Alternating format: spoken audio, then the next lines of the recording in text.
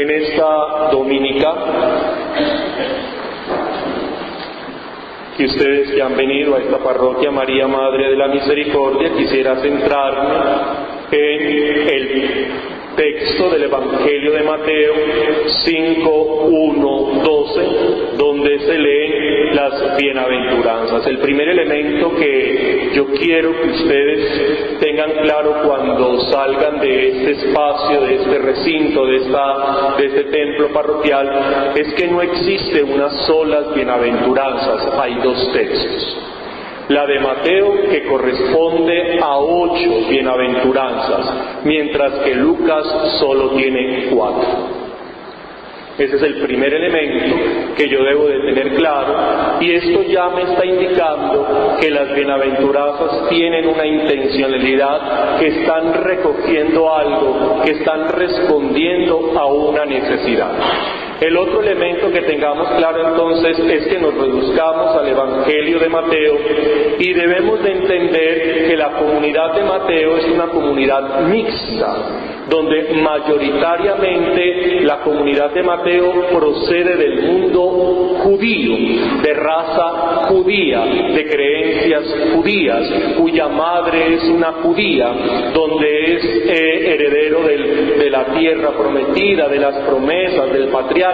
De ahí procede la comunidad de Mateo, más otro grupo que no es judío, a los cuales nosotros llamamos gentiles o paganos. Es una comunidad mixta. El otro elemento que debemos de tener en cuenta es, al ser una comunidad mixta, pero mayoritariamente judía, lo que está detrás del texto de las bienaventuranzas de Mateo está consignado en Éxodo capítulo 19. Qué tan bueno que ustedes tomaran esa hoja que se les reparte para tener esa actividad pastoral, de que vayan guiándose con los textos y leyeran las bienaventuranzas y el texto que está soportando estas bienaventuranzas, como es el Éxodo capítulo 19, donde Dios le pide a Moisés que se suba a la montaña, y en la montaña le entrega los 10 mandamientos. Esto es lo que está detrás del texto de Mateo de las bienaventuranzas. ¿Y por qué esto es importante para la comunidad de Mateo? Porque los judíos de raza judía, de tradiciones judías, estaban siendo aislados, estaban siendo excomulgados por la comunidad judía, ya que el cristianismo surge como una secta judía, lo que le estaba perjudicando enormemente al judaísmo por las concepciones religiosas que estaban teniendo y que vamos a mirar que están consignadas en estas bienaventuranzas. Entonces el evangelista Mateo, el catequista Mateo, le responde a los judíos que no añoren los 10 mandamientos, que no añoren el culto del Antiguo Testamento, que aunque han excluido de la religión judía, no se ha perdido nada, porque lo que existe es una evolución. Se ha llevado a su plenitud aquello que estaba encerrado en la ley mosaica. Escúcheme lo que le estoy diciendo. ¿Qué está haciendo el Evangelio de Mateo? Le está diciendo a su comunidad mayoritariamente judía: no nos preocupemos, no nos angustiemos, no vamos a quedar en el aire, no vayamos a hacer esto una tormenta, porque nosotros hemos sido bendecidos al convertirnos en esta fe cristiana. Y mire lo que dice el texto. El primer elemento es que yo ya tengo que relacionarme con Dios como hijo. Mire lo que dice: bienaventurados los que trabajan por la paz, porque se llamarán hijos de Dios. ¿Qué está diciendo el catequista Mateo? Está diciendo: mi relación con Dios ya no va a ser una relación contractual. Yo no me voy a relacionar con Dios a través del cumplimiento de unos mandamientos. Mire esto, lo que le está enseñando él a su comunidad. Ya mi relación con Dios no es una relación contractual.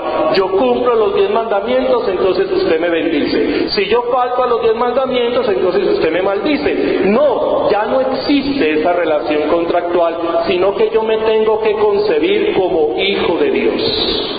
Y ya por adopción, porque el único Hijo es Jesucristo, y en adopción, en el bautismo, nos hacemos hijos en el único Hijo de Jesucristo. Mire lo que le está diciendo Mateo a su comunidad. Nosotros ya no estamos aquí cumpliendo un contrato, un convenio entre dos partes, no. Nosotros somos hijos de Dios y como tal tenemos que actuar. Y somos hijos de Dios porque estamos creyendo en el único Hijo y bautizándonos en ese único Hijo. Y ahí viene el segundo elemento que Mateo le está diciendo a su comunidad.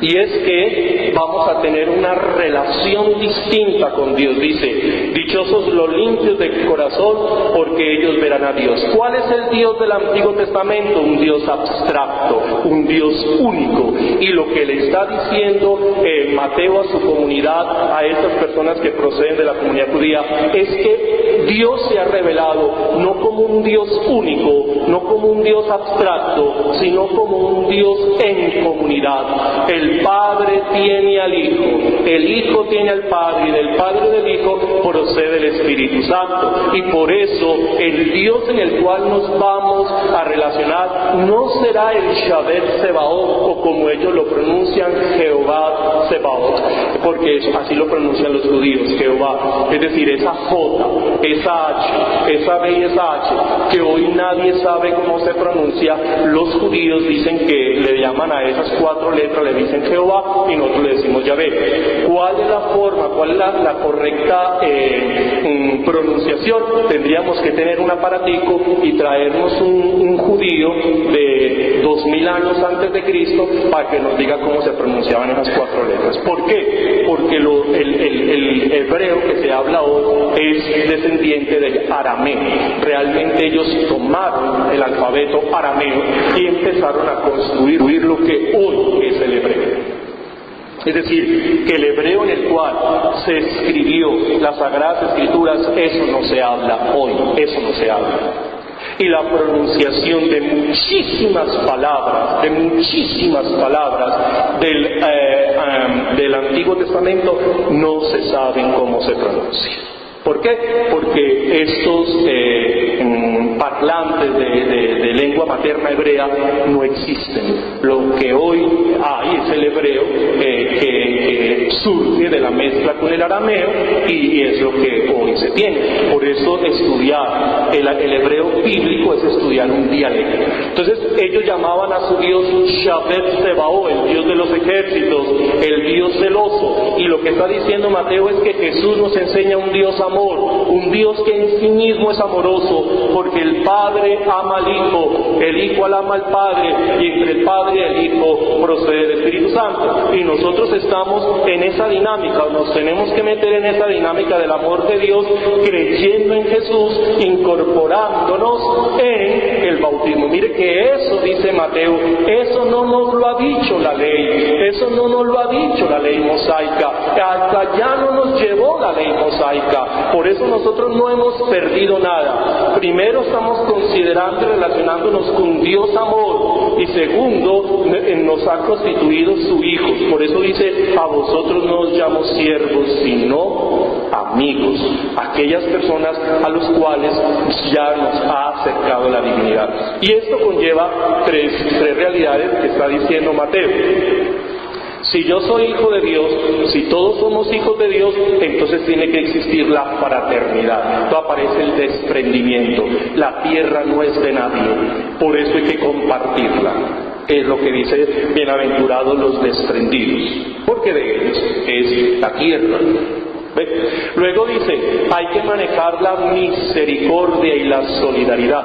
Entonces claro, si yo soy hijo de Dios, el otro es hijo de Dios, y si la otra persona tiene necesidades, pues yo debo de ser solidario y misericordioso con el otro, de tal forma que al unir esfuerzos, al unirnos podamos vencer el mal, podamos vencer el sufrimiento en medio de el sufrimiento. Solo vamos a lograrlo vencer, el mal solo vamos a lograrlo sacar cuando nos unimos y en condición de hijos de Dios.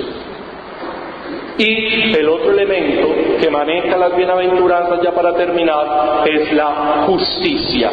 Hay que actuar en justicia. se actúa en justicia, no desde lo legal, sino desde lo justo, pensando siempre en el crecimiento de las personas. Continuemos con nuestra celebración eucarística. Hemos descubierto que lo que dice Mateo no es una cosa sencilla. Segundo, es la sustitución, no la sustitución, sino el mejoramiento de la ley mosaica. Moisés ha dado 10 mandamientos, pero esos 10 mandamientos se han llevado a su máxima expresión cuando el mismo Hijo de Dios se encarna y nos dice: ustedes tienen que amar a Dios, amar a los otros como a sí mismos, que es lo que resume los 10 mandamientos. Solo cuando ustedes experimenten que son hijos de Dios y que Dios los ama. Eso es lo que está diciendo Mateo. Entonces no tenemos por qué añorar aquí nada y no se nos ha quitado nada. Al contrario, hemos sido enriquecidos. Y estos judíos que no han querido reconocer a Jesús, pues se han perdido de algo maravilloso que nosotros lo hemos recibido. Y eso es lo que está diciendo Mateo, y por eso da tristeza. Nosotros que hemos nacido católicos, de tradiciones católicas, de principios católicos, y existan personas que valoran significativamente rituales judíos y que ven a los judíos como superiores a nosotros, donde nosotros somos la perfección y la plenitud de lo que ellos tienen como semilla. Imagínense ustedes. Por eso tenemos que sentirnos muy orgullosos, y el intento que hizo Mateo, y que lo logró perfectamente, de que descubrieran la riqueza que el cristianismo le brindaba, nosotros hoy también tenemos que reconocer que no tenemos que envidiarle nada a algo. Y hoy tenemos algo que es maravilloso. Hoy no somos una secta de nadie. Nosotros ya no somos una secta judía. Nosotros ya no le estamos robando nada a nadie. Hoy tenemos un culto. Hoy tenemos una ideología. Hoy tenemos una moral propia. Y eso nos tiene que volver muy orgullosos, y es lo que tenemos que manifestar a los demás. Por la gracia de Dios hemos sido bendecidos, como ayer fue bendecido el pueblo de Israel. El Señor esté con vosotros.